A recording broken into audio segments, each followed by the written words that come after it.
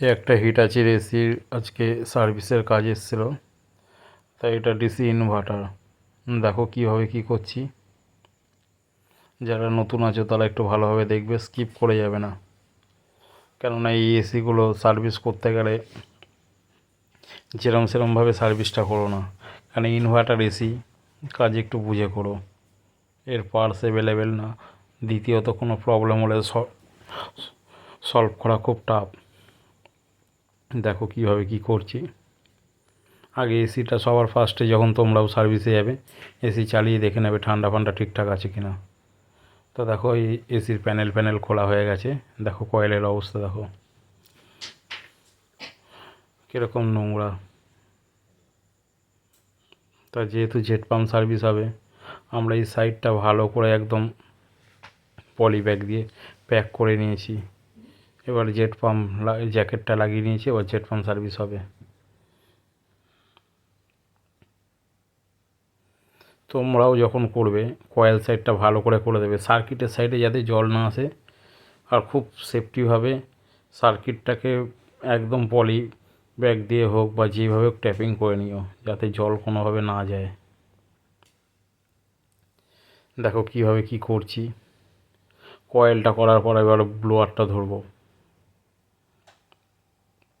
এই যে এবার ব্লোয়ারটা করছি।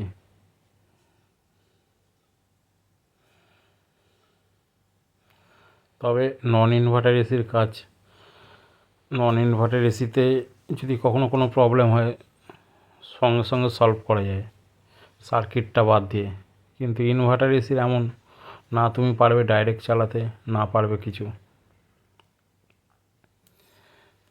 আমাদের ইনডোর সার্ভিস হয়ে গেছে। এবার এই প্যানেলটা ছাদে নিয়ে এসেছি, আউটডোরটাও বাইরে ধোবো, প্যানেলটাও বাইরে ধুয়ে নেবো। আউটডোরটা ঢাকনা খুলিনি, আর ঢাকনা খুলতেও লাগেনি, কয়েলটা থেকে বাইরেই যা নোংরা ছিল। কীভাবে দেখো করে দিচ্ছি। তোমরাও যখন করবে এরকমভাবে করে দিও। ওপরের ঢাকনাটা খুলতে পারতাম, কিন্তু দেখো ইনভার্টার এসিতে যতটা রিস্ক কম নেওয়া যায় ততই ভালো।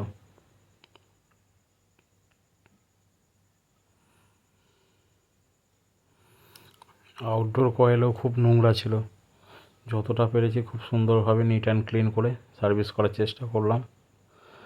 প্যানেলটা দেখো বাইরে থেকে খুলে ফিল্টার সমেত ধুয়ে দিলাম।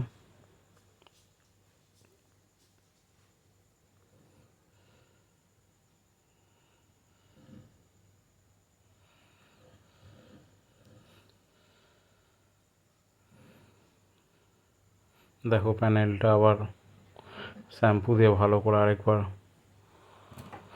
লাস্ট সার্ভিসিং করে দিলাম, ভালো করে ধোয়াধুয়ি করে।